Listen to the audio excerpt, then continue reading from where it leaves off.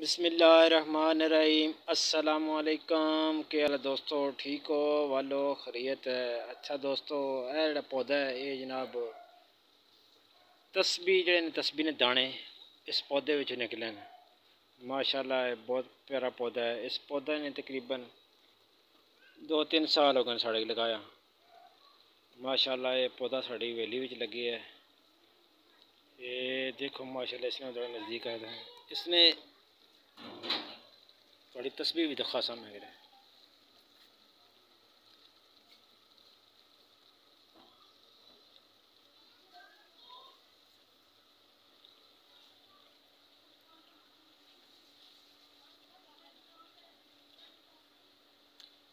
इस तरह देखे नज़र आ रहे हैं, ये मोती इसने भी सुराख होने हैं, सुराख पूर्ण कर तस्बीह बढ़ा सकने हो।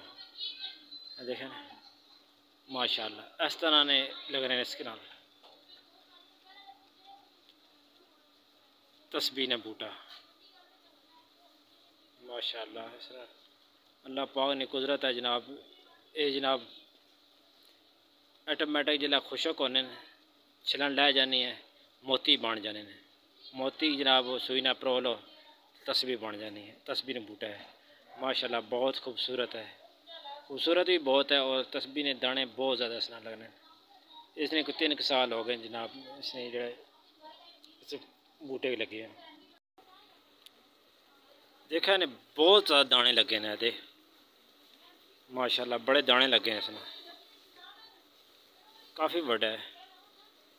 7 फुट इसना कद हो चुका है हूँ, इस टाइम तक 7 फुट है।